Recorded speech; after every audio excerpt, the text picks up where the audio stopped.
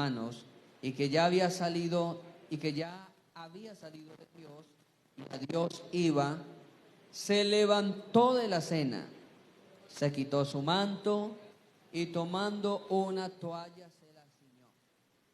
Luego puso agua en un lebrillo y comenzó a lavar los pies de los discípulos y a enjugarlos con la toalla con que estaba ceñido. Entonces vino Simón Pedro y Pedro le dijo: Señor, ¿tú me lavas los pies? Respondió Jesús y le dijo: lo que yo hago, tú no lo comprendes ahora, mas lo comprenderás después. Pedro dijo: no me lavarás los pies jamás. Jesús respondió: si no te lavares, no tendrás parte conmigo. Le dijo Simón Pedro: Señor, no solo mis pies, sino también las manos y la cabeza. Amén. Vamos a orar a Dios, hermano, que Dios nos bendiga. El tema para hoy es la Biblia y el servicio. ¿Cómo es? La Biblia y el servicio. La Biblia y el servicio. Oremos. Padre bendito que estás en gloria, te damos alabanza y toda la adoración. Gracias, Dios mío, porque en tu sapiencia, amado Dios, en tu misericordia, en tu gracia, Dios, en tu gracia maravillosa nos refugiamos. Gracias por esta palabra que es viva y es eficaz. Gracias por esta palabra que es más cortante que toda espada de doble filo. Hoy, amado Señor, presentamos delante de ti este tema, la Biblia y el servicio. Enséñanos a servirte, Señor, con amor. Enséñanos a servir, Señor, con alegría. Enséñanos a servir con ahínco, con disposición, con amor, amado Cristo precioso. Gracias te damos, Señor, por tu paz incomparable. Bendigo tu nombre, Señor, desde ahora y para siempre. Muchas gracias, Señor. Gracias, Señor amado. Te alabamos y te bendecimos para siempre. Amén y amén. Siéntese, amado hermano, con un gloria a Dios. Qué bueno es el Señor. Gloria a Dios. Bien, amados hermanos, hemos dicho que tenemos un tema para el día de hoy. Y este tema tiene que ver con el servicio. La Biblia y el servicio. ¿Cuántos de ustedes trajeron en qué tomar nota? Levante ahí la libreta, la hoja. Alabado sea Dios. Bueno, no se le olvide, amado hermano, no se le olvide que a la iglesia hay que traer 3 cosas. ¿Cuáles son? Biblia, papel y lápiz. Biblia, papel y lápiz. Y si le quiere ignario, bueno, la hermana le agrega ignario. Billetera también, porque hay que ofrendar. Alabanzas a Cristo Jesús. Bueno, la palabra de Dios, hermano, hay que escribirla, grabarla, repetirla. Si usted no trajo en qué apuntar, le sugiero esta tarde o mañana vaya a la página de Barak Producciones. Ubíquese en el video de la dominical de hoy y otra vez escúchela. Porque, hermano, la Biblia es un libro para repetir. Estas palabras que yo te mando hoy estarán en tu corazón y las repetirás a tus hijos. Es el gran mandamiento de Deuteronomio 6. Dice que las repetirás estando en la casa, yendo por el camino, cuando te levantes y cuando te acuestes. O sea, en todo momento hay que repetir esta palabra. Amén. El capítulo 13 de Juan registra un hecho que no está en ningún otro libro. Es el hecho, es la escena donde Jesucristo le lava los pies a sus discípulos. Es el único libro que contiene esta escena, hermano. ¿Sabían ustedes, hermanos, que En la Biblia, en el Nuevo Testamento, especialmente en los 4 evangelios, se registran tres retiros de Jesús. Hay 3 retiros. Jesús se retiró 3 ocasiones con sus discípulos. Normalmente Jesucristo predicaba a una audiencia abierta, lugares públicos, desde las barcas, desde las plazas públicas, las sinagogas, las calles, los desiertos, exacto, lugares públicos. Pero en 3 ocasiones el Señor dejó a la multitud y convidó solo a los 12. Ninguno más le siguió. En una ocasión me hizo una pregunta bastante graciosa un joven, porque prediqué acerca de los 3 retiros y dije que ninguno más siguió al Señor. Me dice el joven cuando terminamos: ¿y quién tomó la foto de la última cena entonces? Si estaban los 12 comiendo con el Señor y ninguno más lo siguió, entonces ¿quién tomó la foto? Lógicamente fue una pintura sacada algunos 600 años después de Cristo, mucho más después.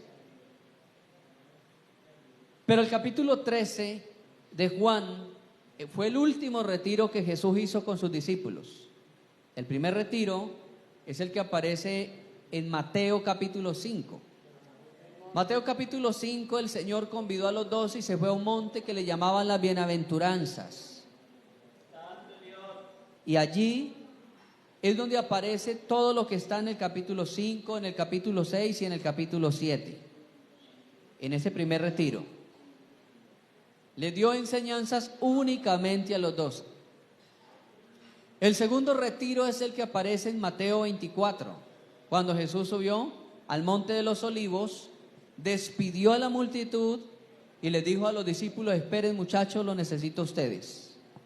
Allí enseñó las señales antes del fin. Y va desde el capítulo 24 hasta terminando el 25, 24 y 25. El último retiro que Jesús hizo fue el retiro del aposento alto, donde sucedió el capítulo 13 de Juan. El capítulo 13 de Juan se desarrolló en el aposento alto, cuando Jesús celebró la Pascua con sus discípulos. Era el aposento alto, donde después los primeros discípulos utilizaron el aposento alto como el templo. Allí fue donde se derramó el Espíritu Santo el día de Pentecostés, en ese lugar, en ese aposento alto. ¿Soy claro hasta aquí, hermanos? Entonces la escena tiene que ver con un banquete preparado por el Señor y los discípulos. Banquete, era el banquete de la fiesta más importante de los judíos, la fiesta de la Pascua. La fiesta de la Pascua representa la conmemoración de la salida de la tierra de Egipto. Algo muy importante para ellos, no puede faltar. Los historiadores dicen que en tiempo de Jesús llegaban hasta 2 millones de judíos a celebrar la Pascua en Jerusalén, de todas las tierras de Jerusalén y de algunos países cercanos. Subían hasta Jerusalén hasta 2 millones de personas a celebrar la Pascua del Señor. Todavía lo hacen, hermano, todavía lo hacen. Todo judío que nace en alguna parte del mundo, el anhelo es poder llegar al menos una vez en la vida a Jerusalén a celebrar la Pascua. Los judíos la celebran en todas partes del mundo, pero el anhelo propio de ellos es llegar al menos una vez por la vida, llegar y dar una Pascua allí en Jerusalén. Qué bueno es el Señor, ¿cierto, hermano? A su nombre. En los banquetes judíos, en todo banquete judío, donde había reuniones, comidas, bebidas, había un personaje que no podía faltar. Bueno, 2, el anfitrión, que era el que invitaba, pero había otro que era de menor rango, que no podía faltar a los banquetes, y era el siervo, era el esclavo. No podía faltar. Cuando usted mira la Biblia hay muchos banquetes donde los siervos estaban presentes. Los siervos eran los esclavos, estaban presentes, siempre estaban allí presentes, siempre estaban ahí presentes los siervos. Y una de las cosas que el siervo tenía que hacer a la entrada del banquete era lavar los pies de los invitados. Lavar los pies era algo muy protocolario para los judíos. Lo hacían por tema de hospitalidad, porque la gran mayoría de recorridos que tenían que hacer era de a pie. Entonces de a pie se adherían a los pies, porque no había zapatos ni bota cerrada, se adherían a los pies el polvo, el excremento de los animales, el sudor del mismo pie. Entonces los judíos, que son tan meticulosos con el tema de la higiene, una buena parte de lavar los pies en la entrada de las casas o de los banquetes tenía que ver con la higiene, tenía que ver con que no se sintiera un mal aroma en el momento de la comida. Lavar los pies en el banquete, mire hermano, era más importante de lo que usted llega a pensar. Porque resulta, hermanos, que los judíos no, para comer, no tenían sillas como la que usamos nosotros. Los judíos lo que usaban era un almohadón, una almohada grande, muy blanda. Sobre esa almohada ellos ponían sus dos codos y su pecho y empezaban a comer de esta forma. Imagínese el que le tocaba atrás, el puesto de atrás, le quedaba la cara cerca a los pies. ¿Ya entienden ahora por qué era importante lavarse los pies? Los judíos se cuidaban mucho en su higiene. Por eso la ley ceremonial de Moisés ordenaba mucho lavar los vestidos, lavarse los pies, lavarse las manos. Los judíos se lavaban las manos más de 20 veces diarias. Y se lavaban la cara y se lavaban los pies continuamente. Porque ellos son muy meticulosos con el tema de la higiene. Y en los banquetes era muy protocolario, porque la gente caminaba largas distancias, unas distancias muy largas, y la persona llegaba con los pies muchas veces heridos, cortados, ampollados.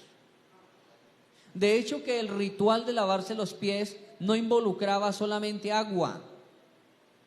Cuando la Biblia dice que Jesús enjugaba los pies con la toalla, era porque los judíos tomaban agua, le removían la impureza más fuerte, le quitaban, digámoslo así, la tierra y el sudor, el barro, pero la estocada final para los pies eran con agua mentolada, agua llena de alguna especie aromática que tenía algún mentol, para que los pies sintieran descanso. Agregaban algunas sales minerales que eran propicias para que el pie descansara, para que la temperatura que traía el pie bajara y la persona sintiera un descanso en sus pies. ¿Soy claro hasta aquí, hermanos? Entonces, por eso era tan importante en los banquetes el lavado de pies. Se le colocaba un aromatizante y esa persona se sentía bien, y cuando estaban en la mesa, la persona que estaba en el puesto de atrás no se incomodaba, porque el aroma de los pies de esa persona era muy fragante, era delicioso. Ahora que hablamos de esto, usted va a empezar a acordarse. Yo sé que algunos se están acordando de la mujer que le enjugó los pies a Jesús en la cena, en el día que Simón invitó a Jesús. Jesús le reclamó a Simón: Simón, te entré, no me ofreciste agua, no lavaste mis pies. El hecho de no lavar los pies a un invitado era menosprecio. Y Jesús le reclamó: cualquier andante del camino, cualquier peregrino tiene derecho al lavado de pies. Es decir, yo no te importo ni siquiera como un caminante secular, no te importé. La cultura de ellos es muy aferrada a la higiene, amado hermano, muy aferrada a la higiene. Ahora, en la comida que Jesús hizo, había comida y había bebida, había mesa, había un señor y habían unos invitados. Pero ¿quién faltaba en el banquete? El esclavo, el siervo, faltaba. Todos se sentaron y se les olvidó el protocolo de la mesa de ellos, que era lavarse los pies primero. Y entonces ustedes dirán: hermano, o sea que eso está oliendo feo y por eso el Señor decidió hacerlo. Hermano, faltaba el sirviente, faltaba el esclavo. Y ahora la pregunta es, ¿quién de esos 12 quiere ser esclavo en ese momento? Ninguno, hermano. ¿Sería que alguno de ellos no se dio cuenta? ¿No contratamos el esclavo? ¿Sería que no se dieron cuenta? Se dieron cuenta, pero sencillamente se hicieron los de la oreja gacha, como decimos aquí en Colombia. Estaba todo, pero faltaba alguien ahí, que ese era ¿quién? El servidor, el esclavo. Todos ellos se sentaron como señores, pero ninguno estaba dimensionándose como esclavo. Ninguno se estaba visionando en ese momento como el esclavo.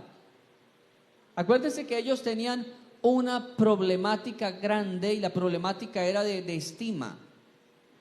Tenían una estima tan alta que discutían en muchas ocasiones quién va a ser el mayor después de que el Señor se vaya. Y cada vez que estaban discutiendo quién va a ser el mayor, cada uno relucía lo que él era. Mateo, que era contador público, decía: tal vez yo, porque yo sé, yo soy profesional, soy titulado, soy contador, le serví a Roma, no soy cualquier personaje. Pedro le diría: y yo era el presidente de la asociación de Azopescado. El presidente de Azopescado. Porque Pedro dirigía una flotilla de embarcaciones pesqueras. Y tal vez por allá también Felipe, que también dice la historia que era estadista. Se le gustaba sacar números y letras. Tal vez Felipe. Y cada uno empezó a sacar lo que él era, lo que él sabía. Y San Lucas 22-24 dice que se encontraron en una pelea tremenda. El Señor llegó y los encontró discutiendo quién iba a ser el mayor después de que Jesús partiera. No estaba en la cabeza de ellos el servicio. No estaba en la cabeza de ellos el servicio. Oiga esto, hermano. Oiga esto que les voy a decir, oiga esto bien. El Señor, cuando los encontró allí en San Lucas 22-24 discutiendo, dice la escritura que que Jesús les dijo a ellos: los reyes gobiernan las naciones y se enseñorean de ellas, pero entre ustedes no va a ser así. Entre ustedes el mayor le va a servir al menor. Pero oiga esto, que aquí es donde yo quiero que ustedes estén muy atentos. Las mismas palabras que Jesucristo le dice a los discípulos: entre ustedes el mayor le va a servir al menor. Esas mismas palabras son las que en el Antiguo Testamento, en Génesis, cuando una mujer estaba afligida porque en su panza sentía golpes, puños, patadas voladoras, de todo. Dice que estaba tan afligida de ese conflicto que había allá, y le oró a Dios: Señor, ¿qué es esto? ¿Será que estoy esperando no un niño, sino un venado, no sé, un animal? El Señor le explica y le dice: no, tranquila, tranquila mujer, tranquila, tranquila Rebeca, no es un animal, no es un venado, son dos niños. Y esos dos niños representan dos naciones. Y esas dos naciones van a enfrentarse cada una y van a ser enemigos. Oiga esto, y ahí es donde viene la palabra que yo les digo. Ahí es donde el Señor le dice a Rebeca: y el mayor le va a servir al menor. Alabado sea Dios. ¿Cuántos alabamos a Cristo, hermano?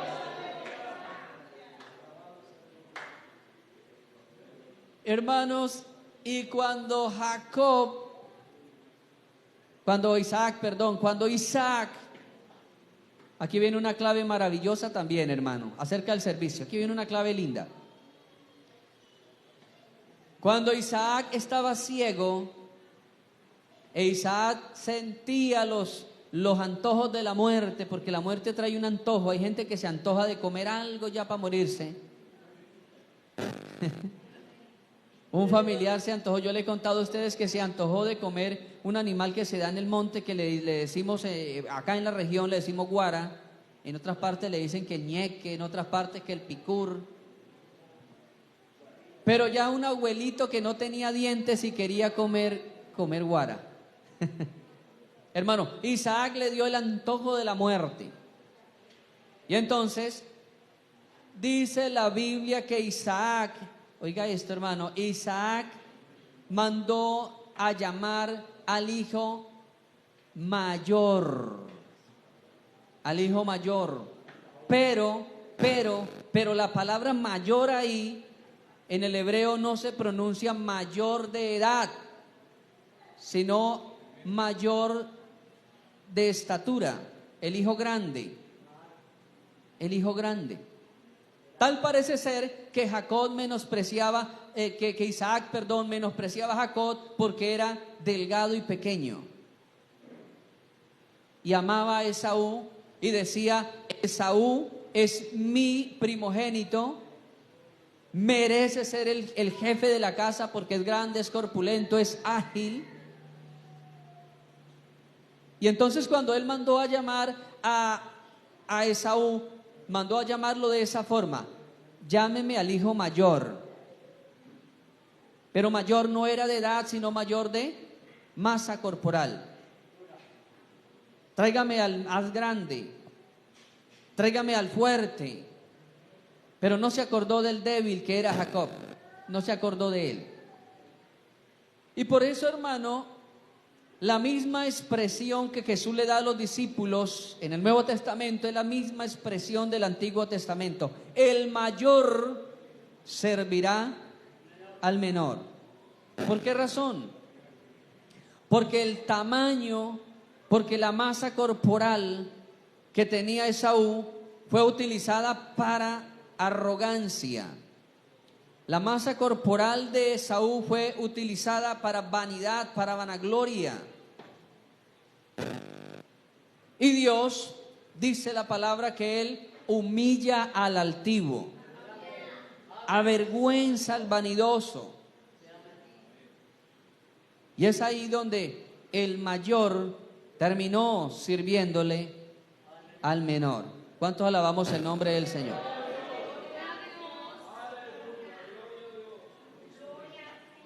La gloria sea para el Señor.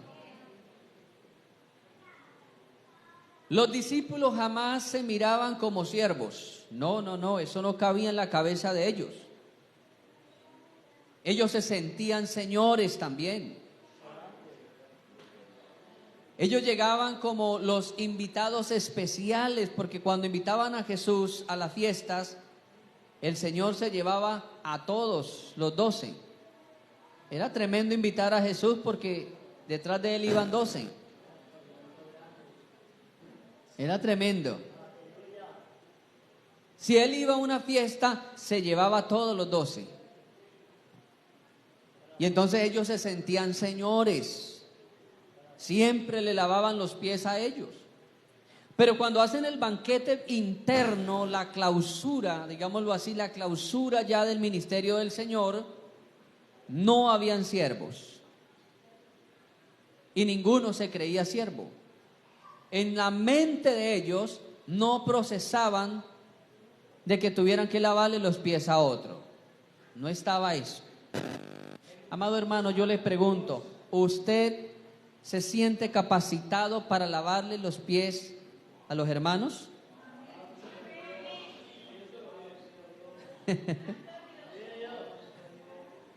¿Se siente capacitado para lavarle los pies a los hermanos?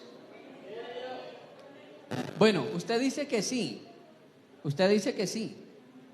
Pero ahora le hago otra pregunta. ¿Sentiría la misma satisfacción lavándole los pies uno por uno, o sentiría menos satisfacción lavándole los pies a alguien en especial? Por ahí ya cambian los amenes. Usted dice, yo me siento capacitado para lavarle los pies a todos, pero hay que ver es el gusto que usted siente lavándole los pies a ciertas personas, ¿cierto? Ahí cambia el panorama. Una cosa es usted lavarlos y otra cosa es sentir el gusto, unos más que otros. A eso se refería el Señor, a eso se refería el Señor, al servicio desinteresado. Como no hubo sirviente y el Señor estaba esperando que entre los 12 se levantara uno, Él era el Señor. Era el Señor del banquete, el anfitrión. No tenía por qué haberlo hecho. Protocolariamente, como lo hacían los discípulos, no, como lo hacían los judíos, no tenía por qué Jesús levantarse a lavarle los pies a los de menos rango. No tenía por qué hacerlo. Pudo haber delegado a uno y haberle dicho, Juan, haznos el favor y nos lava los pies. O Mateo, o Tomás. Pudo haberlo hecho, pudo haber delegado a uno. Pero él esperaba voluntariamente que alguien se levantara y lo hiciera así. No podían empezar el banquete con malos olores. No podían empezar ese banquete, imagínense ese banquete, 13 personas ahí, todos con los pies sudados, los pies sucios. El que iba a estar detrás del otro, pues tendría que estar oliendo ahí esos pies sucios. Entonces, no podía, hermano, comenzar el banquete con esa situación ahí. Pero recuerde que los discípulos eran malos para servir, malos servidores. ¿Se acuerdan que en el capítulo 6 de Juan había una multitud de 5,000 varones? Y el Señor les preguntó a ellos, ¿qué vamos a hacer con esa gente que no tiene que comer? ¿Qué le dijeron los discípulos? Despídelos y que se vayan para la casa. ¿Cierto? Hay gente que es muy buena para servir y compartir. Que si tienen un plátano lo parten para 10, ese platanito. Pero otros le ponen la tapa a la olla y le ponen una piedra encima para que no brote el olor.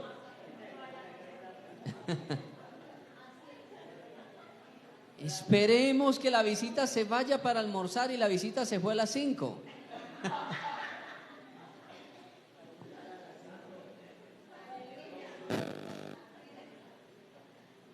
Así le dijeron los discípulos al Señor. El Señor les preguntó, ¿qué hacemos? Y ellos, Señor, despídalos y que cada uno se vaya a comer a la casa. Y entonces el Señor lo hace de forma personalizada. ¿Qué haremos? Le pregunta a uno, creo que fue a Felipe. ¿Qué haremos? Le preguntó a uno en especial. Y entonces esa persona le dijo, Señor, no nos alcanza el fondo de la iglesia, no tenemos sino 200 denarios.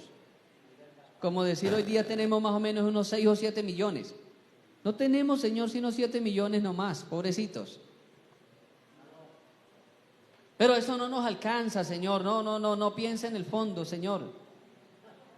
No, ni se le ocurra meterle mano al fondo. Eso no nos alcanza.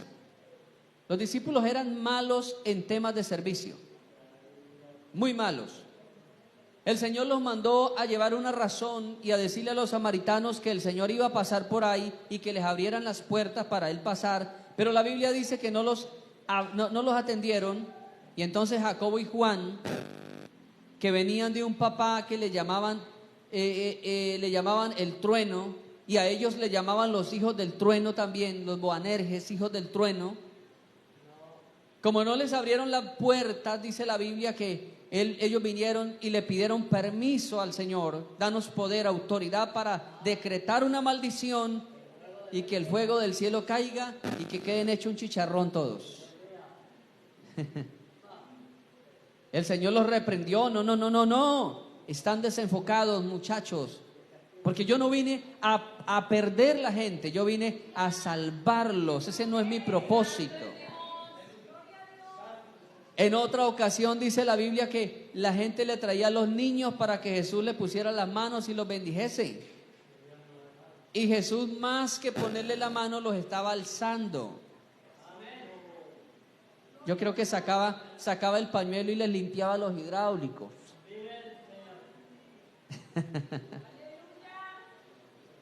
No lo hacía de forma falsa, hermano, porque yo esa escena la vi una vez hace algunos años, estando pastoreando en un lugar donde llegó un candidato a la alcaldía de ese pueblo. Y de pronto se acercó una señora a preguntarle algo, y la señora llevaba un niño así de brazos y el niño tenía unos hidráulicos largos.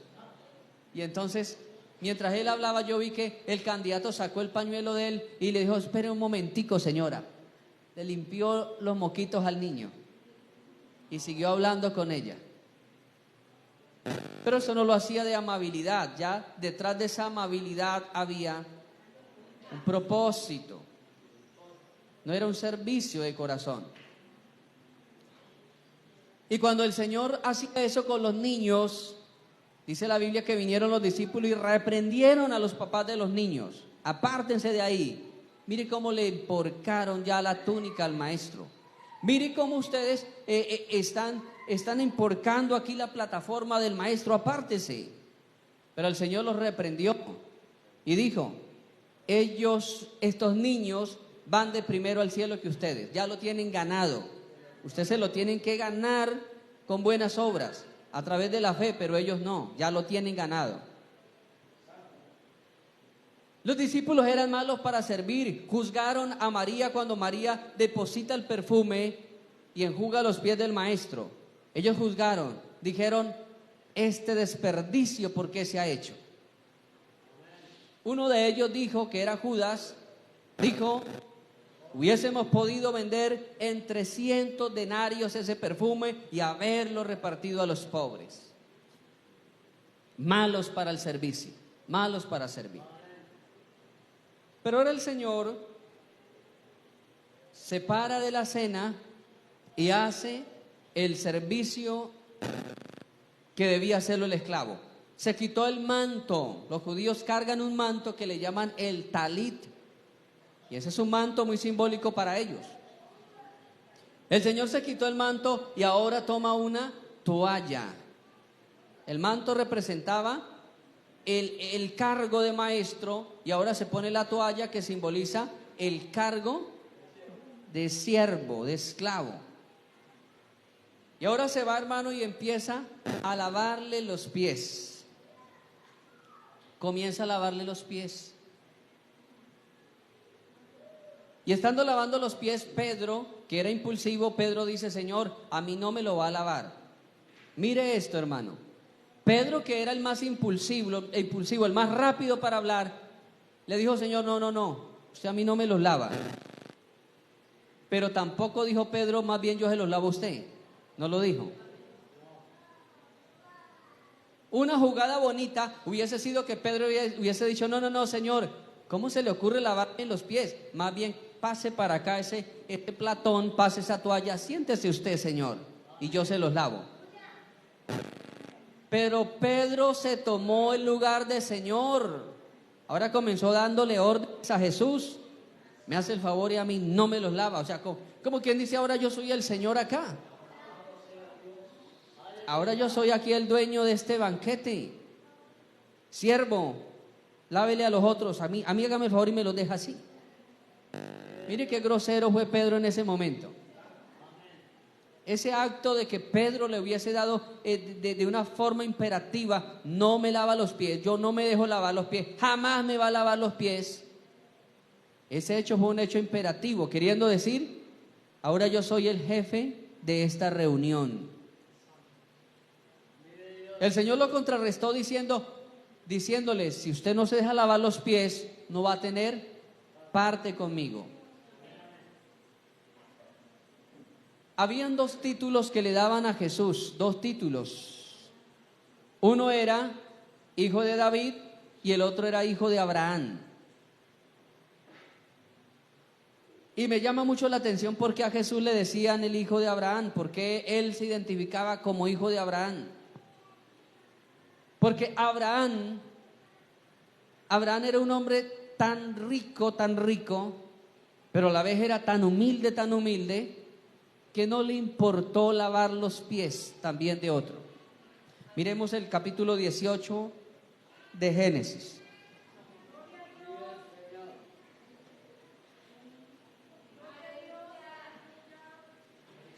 Capítulo 18.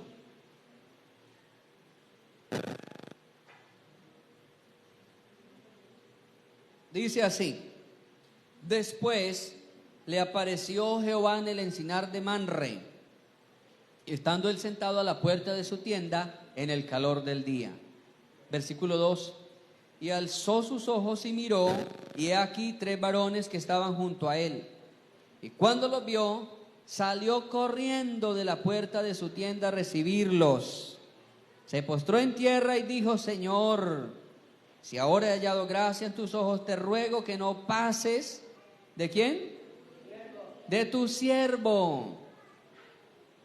Que se traiga ahora un poco de agua y lavad vuestros pies, recostaos debajo de un árbol, y traeré un bocado de pan y sustentad vuestro corazón. Después pasaréis, pues por eso habéis pasado cerca de vuestro siervo. Y ellos dijeron: haz así como has dicho. Entonces Abraham fue deprisa a la tienda de Sara y le dijo: toma pronto 3 medidas de flor de harina, amásalo y hazte panes cocidos debajo del rescoldo. Y corrió Abraham a las vacas, tomó un becerro tierno y bueno, lo dio al criado, y éste se dio prisa a prepararlo.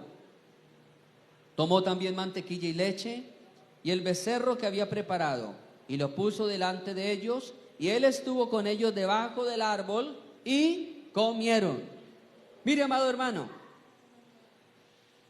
a Jesús le decían hijo de Abraham, y era precisamente porque Jesús tenía cualidades parecidas a la de Abraham, muy parecidas.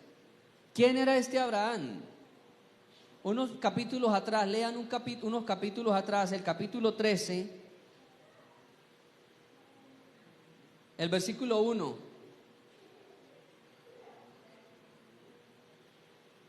Génesis 13:1, mira, ahí vamos a descubrir quién era Abraham. Subió pues Abraham de Egipto hacia el Negueb, él y su mujer con todo lo que tenía, y con él Lot. Y era Abraham riquísimo en ganado, en plata y en oro. ¿Creen ustedes que un riquísimo de este tiempo le va a lavar los pies a otro?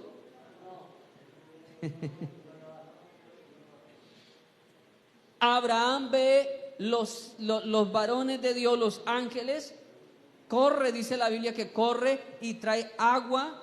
¿Para qué? Lavar los pies.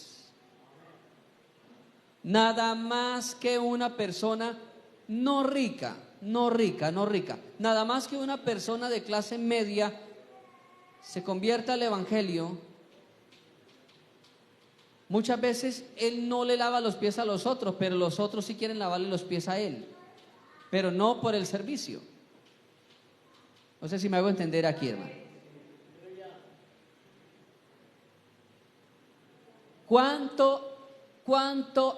¿Cuánto necesitamos, hermano, tener la mentalidad de Abraham, que era riquísimo, y es la única persona en la Biblia que dice que era riquísimo, la única persona.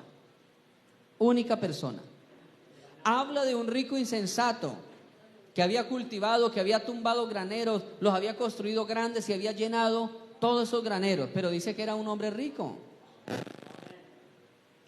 Ni siquiera de Job.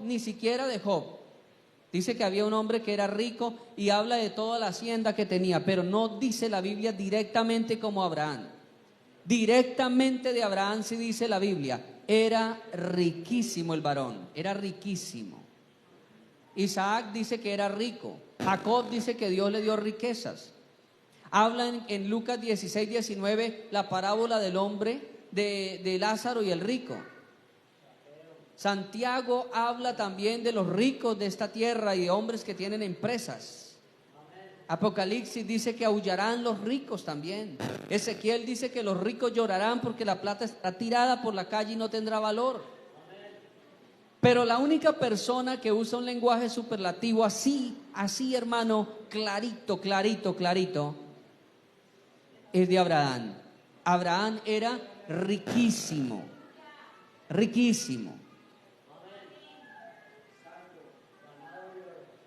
Era riquísimo, pero cuando se trataba de servir, Abraham no estaba mirando su posición, su título, la chequera que manejaba. No. Para la hora de servir, Abraham era un hombre dispuesto. Y por eso a Jesús le llamaban también hijo de Abraham. No tanto por la parte genética, sino también por la parte de la fe, la parte de la humildad que tenía Abraham. Abraham tenía mucha humildad, hermano. Y por eso, cuando vamos a hablar de riquezas, tal vez Dios nos mide a nosotros la riqueza, porque tal vez no tenemos en nuestra concepción, nuestra forma de pensar hacia la riqueza, no está el servir. Tal vez usted piense, si Dios me da los 500 millones que le estoy pidiendo, los 1.000 millones, tal vez usted está pensando en una empresa, tal vez está pensando en un paseo, tal vez está pensando en una casa, pensando en un avión, tal vez está pensando en todo, pero tal vez no ha pensado en servir. Tal vez usted no le ha dicho, Señor, si tú me dieras los 500 millones, Señor, yo me comprometería a comprar 10 actividades semanales para los hermanos. Tal vez eso no lo ha pensado usted. Dice el hermano, no ha pensado en comprar un templo para Dios.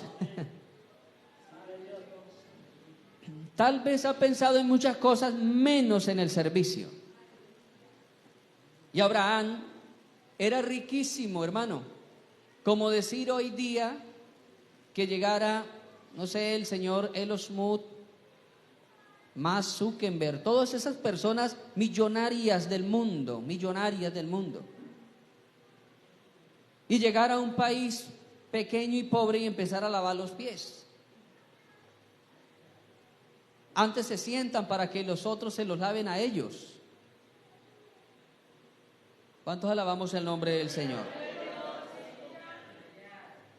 Cuando el Señor hizo milagros en muchos, aparecía la expresión, él es hijo de Abraham o ella es hija de Abraham.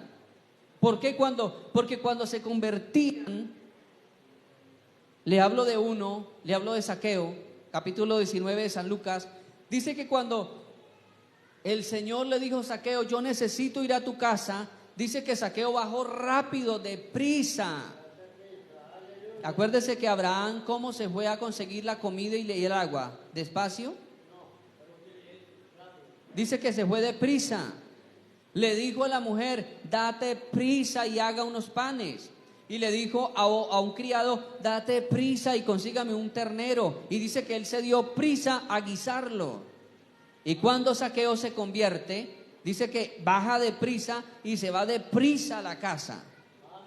Se va a organizar la comida y se va a organizar el agua y le lava los pies al Señor. Y cuando la gente empezó a criticarlo, dice la Biblia que Jesús públicamente lo reconoce y le dice, este hombre ahora es hijo de Abraham.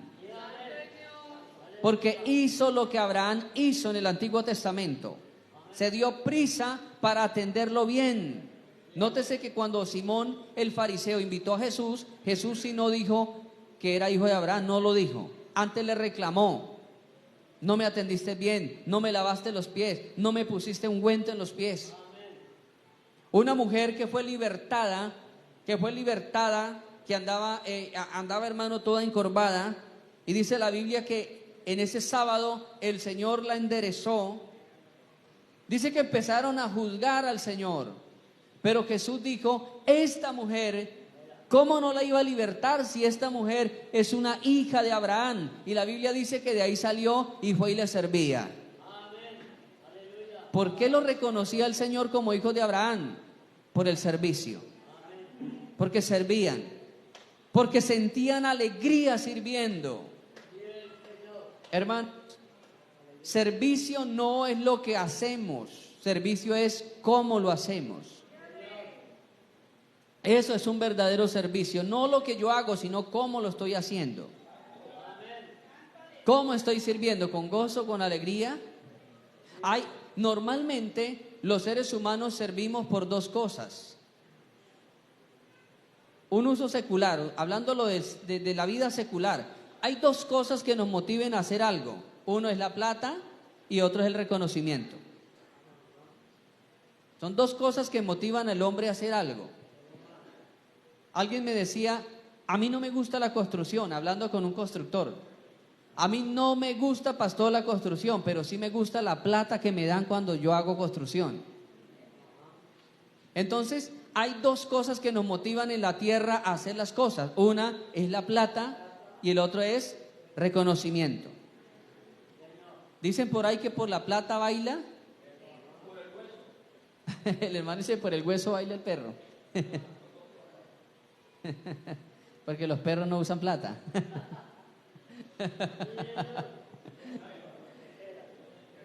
Está buena la definición del hermano, que no es que por la plata baila el perro, sino por el hueso, porque el perro no sabe de la plata. Pero bueno, hermano, la gente normalmente es impulsada por esas dos cosas: la plata o el reconocimiento. Porque el reconocimiento significa plata a futuro. El reconocimiento significa eso, plata en tiempo futuro. No hay plata ahorita, pero el jefe lo tiene en cuenta, el jefe lo va grabando. El jefe está dándose cuenta que este es piloso y que este está en la juega y que ese no le importa trasnochar, no le importa llegar temprano. Entonces, el reconocimiento a futuro representa plata. Hablándolo de una vida secular. ¿Pero qué lo motiva a usted para servir? Si Dios no le va a dar plata, podrá venir un reconocimiento humano. Pero ¿qué nos motiva a nosotros a servir, hermano? Nos debe motivar la alegría del deber cumplido. La alegría del deber cumplido. Es decir, me alegro que me tocó lavar una silla, me alegro que me tocó recoger un vaso que alguien dejó abandonado en la iglesia. Cuando no hay sentido de servicio, sencillamente usted ve el vaso y dice: para eso yo ayudo a pagar el aseo del templo. ¿Sí? Para eso yo ayudo. Cuando no hay sentido de servicio, lo primero que usted dice: para eso está el líder, para eso delegaron el líder de este sector, que lo haga el líder. Cuando no hay sentido de servicio, sencillamente hacemos lo de los discípulos, nos sentamos a esperar el banquete.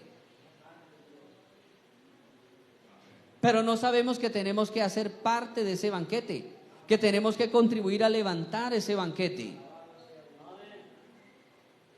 Cada día, mire hermano, cada día escuchaba una noticia hace algunos 4 o 5 años. Escuchaba una noticia de un terremoto que hubo en la parte de Asia. El comentarista lo hacían por una emisora que se llama la W. El comentarista decía, en 1981, en esa misma parte hubo una catástrofe, en el 81. Estamos hablando de 25 años. Más, eso. 42 años, eso. Y entonces, el comentarista decía, en esa época de Colombia fueron casi 5.000 voluntarios a ayudar, 5.000 voluntarios a ayudar. De Colombia, hace más de 40 años. Y luego dice, algunos 20 años después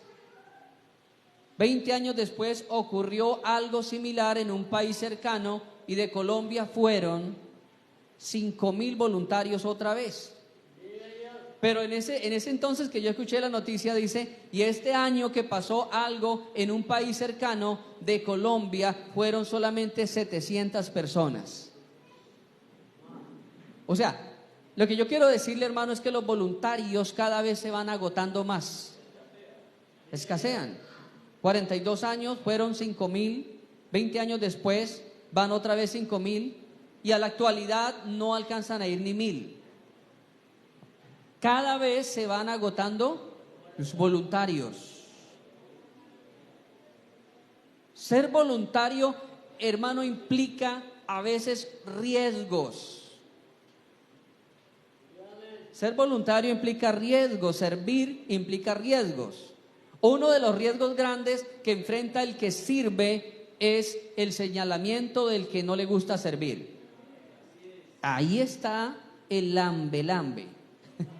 Sí. Sí, ahí está, mírelo como lambe, mírelo como lambe. Eso es que quiere ser pastor. Sí. El señalamiento de las personas, la crítica, la murmuración. ¿Qué estará esperando esa hermana? Que la pongan de líder de dama seguro. La crítica, hermano. El que sirve muchas veces se expone a eso, a ser malentendido, a que se burlen, a que se rían. Nos exponemos a algunos riesgos, hermano. No sé si yo les he contado a ustedes la historia del equilibrista Blondín. Creo que se las he contado hace algunos meses atrás. Pero como hay gente nueva, tal vez quieran aprender qué pasó con Blondín. Blondín era o ha sido el equilibrista más grande que el mundo jamás ha conocido. Era original de Francia, era un francés. Dice la historia que era pequeño de estatura, pero aparte de ser equilibrista, trabajaba haciendo show de escape. O sea, lo amarraban, lo tiraban en cajas herméticas y él se escapaba. Pero la parte peculiar de él era que hacía equilibrios en partes muy peligrosas.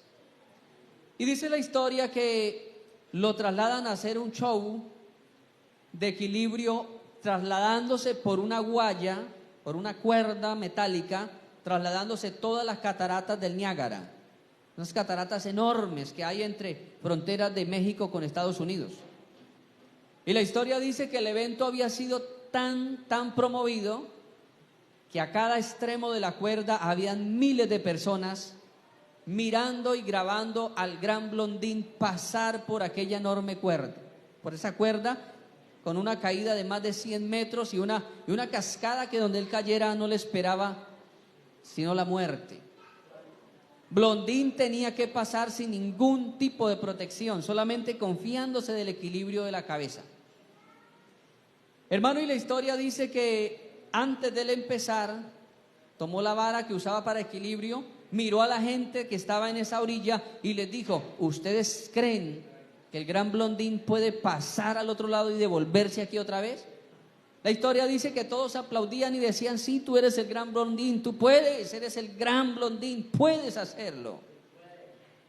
Se aventuró, pasó rápidamente, Llegó al otro lado y les preguntó: ¿ustedes creen que el gran Blondín puede devolverse a la otra orilla? Y todos aplaudían: sí, tú eres el gran Blondín. Y Ran pasó al otro lado. Cuando llegó al otro lado, Blondín les preguntó: ¿creen ustedes que el gran Blondín ahora puede atarse una silla en la espalda y pasar con una silla al otro lado y volver acá? Todos: sí, tú eres el gran Blondín, vamos, tú puedes, tú puedes. Pidió la silla, se amarró la silla, fue y volvió. Y cuando vuelve les pregunta: ¿ustedes creen que el gran Blondín puede pasar hasta el otro lado con la silla, volver y con una persona sentada ahí? Sí, tú eres el gran Blondín, tú puedes, tú puedes. Entonces se hincó y dijo: por favor, súbase uno. Y ninguno se subió.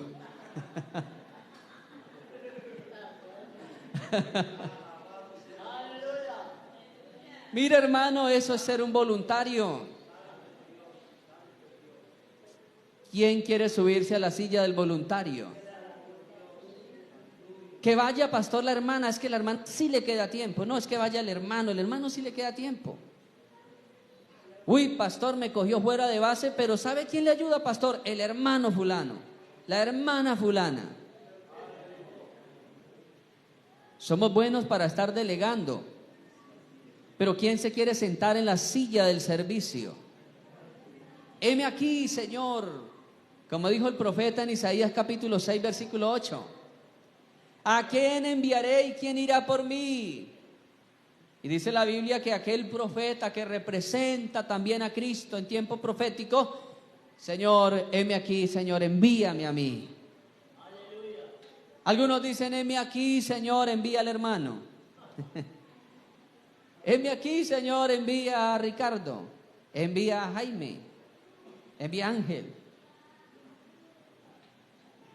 Hermano, cuando se trata de servicio, tenemos que aprender a ser arrojados al servicio, arrojarnos y prepararnos para el servicio. A su nombre. A Juan el Bautista le costó la cabecita, hermano, servir. A Juan el Bautista le costó la cabeza. Hay tres formas de servir, hermano. Hay tres formas de servicio. Y yo rápidamente quiero que la leamos en Ruth, capítulo 1, versículo 16.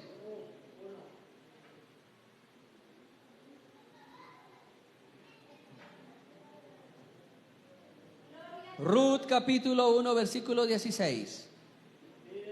Es muy conocido, hasta los novios se regalan ese texto. Ruth 1, 16.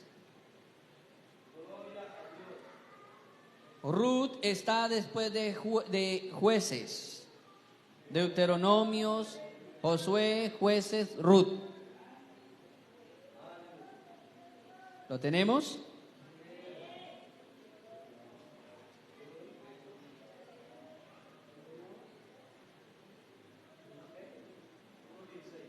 Uno 16. Mire, ahí vamos a mirar las tres formas en que el cristiano puede servir. ¿Ya lo tienen? Oiga lo que respondió esa muchacha. Respondió Ruth: no me ruegues que te deje y me aparte de ti, porque donde quiera que tú fueres, iré yo. Donde quieras que vivieres, viviré. Tu pueblo será mi pueblo, tu Dios será mi Dios. Ahora usted me preguntará: ¿y qué tiene que ver eso con el servicio? Tres formas de servir, tres áreas, las tres áreas en que el hombre, el ser humano, debe servir. Primero, Ruth le dijo a la suegra: donde usted viva, yo voy a vivir. Primer servicio al prójimo. Primer servicio al prójimo. Apúntelo por ahí. La primera forma de servir es a mi prójimo. Le voy a servir, le voy a colaborar, voy a ser una persona amable, voy a ser una persona atenta, voy a ser una persona saludable. voy a servirle a ti. Luego dice, tu pueblo será mi pueblo. La segunda manera de servir es a la nación. Le servimos al prójimo, al individuo, le servimos a la nación. Por eso usted no se avergüence de ser colombiano. No se avergüence, amado hermano. No piense que su vida hubiera sido mejor si hubiese nacido por allá en Suiza o en Alemania. No se avergüence de eso. Nacimos en un país multimillonario. Y yo quedo asombrado de la riqueza que tiene Colombia. Porque durante décadas Colombia viene afrontando problemas fiscales, problemas de corrupción financiera, administrativa.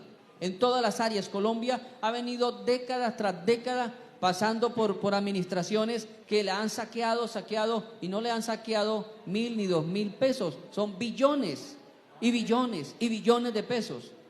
Pero sin embargo la economía de Colombia se mantiene. Sin embargo todavía Colombia tiene dinero. A pesar de que todo el que llega a las administraciones la roban, lo saquean y hay una corrupción increíble, sin embargo la economía se sostiene. Colombia es extremadamente rica, amado hermano. Vamos enumerando. El primer servicio es al prójimo. El segundo servicio. Y el tercero, Ruth le dice, y tu Dios será mi Dios. Tres actos para que el cristiano aprenda a servir: al prójimo, a la nación y a Dios. Ahora, no se meta, hermano, en la cabeza como algunas personas que piensan que solamente el servicio debe ser a Dios. Sí, a Dios recibe el servicio, pero somos espíritu, alma y cuerpo. Con el espíritu, hermano, con el espíritu servimos a Dios, con el alma servimos al prójimo y con el cuerpo servimos a un entorno, a una nación. ¿Cuántos alabamos el nombre del Señor? Así que, hermano, yo quiero dejarle ya esta frase para terminar, y es que el servicio no es símbolo de debilidad. El servicio no es debilidad. Si usted cree que si yo hago eso estoy demostrando bajeza, que yo con el apellido que tengo, que yo con mi estudio que tengo, que yo con lo que sé hacer, hago eso que toca hacer, me estoy bajando de posición, no piense así. Servir no es símbolo de humillación. Servir es símbolo de grandeza espiritual. Entre más usted aprende a servir, su espíritu se fortalece. Y el que quiere que lo sirvan a toda hora, tiene un espíritu débil, tiene una autoestima muy baja, que creen que solamente cuando los seres humanos les sirven, están en grandeza.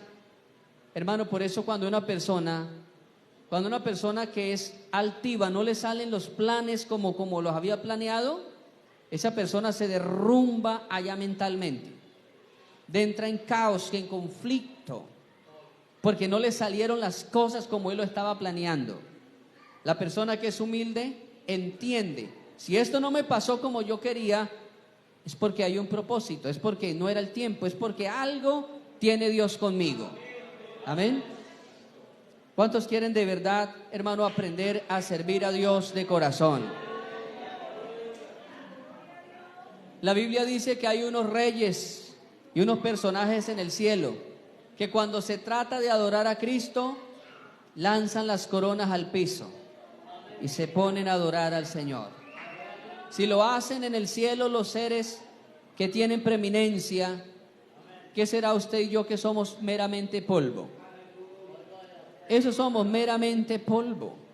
Y gócese, hermano, cuando hay que hacer algo, gócese, alégrese. Preocúpese cuando usted está pasando el tiempo y no ha hecho nada. Preocúpese. Dios mío, no he hecho nada. Se me pasó la semana y no hice nada por Dios. Se me pasó el año 2023 y no hice nada. Amado hermano, preocúpese por servir al Señor. Colóquese de pie y vamos a dar gracias a Dios. Levante sus manos y dígale: Señor, ayúdame, enséñame, Señor, a servir el misterio, el poder del servicio. Padre, ten misericordia, Dios. Ayúdame, Señor. Ayúdanos, Dios mío, a servirte con amor, con alegría, con velocidad, con ahínco, como dice tu palabra. Yo quiero servirte, Señor, con ahínco, con alegría. Mi alma te alaba, Maestro. Derrama, Dios mío, tu presencia, tu gracia, tu gloria. Oh Dios mío, que no se pase el tiempo sin servirte. Que yo pueda arrebatar esas bendiciones, Dios mío. Quizá las bendiciones del que se va a perder. Quizá la bendición que es para alguien, pero alguien la menosprecia. Dios, ayúdame a arrebatar esa bendición. Te lo pido, Maestro hermoso, precioso, Señor. Glorifícate, amado Cristo, glorifícate, amado Dios. Ayúdanos a servirte con amor. Ayúdanos a servirte con mucha alegría. Ayúdanos a servirte con disposición de alma.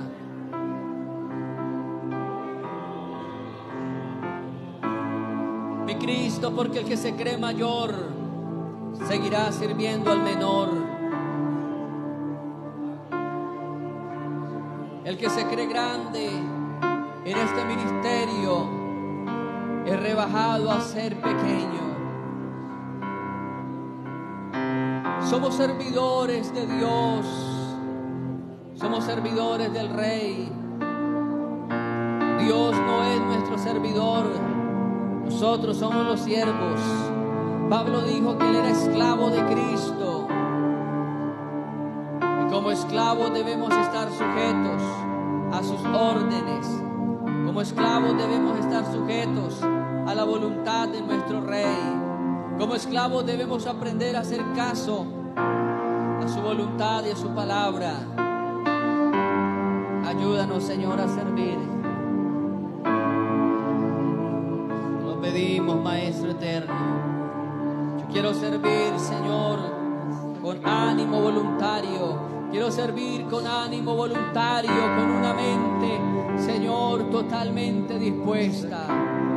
Aquí están mis manos. Aquí está mi voz.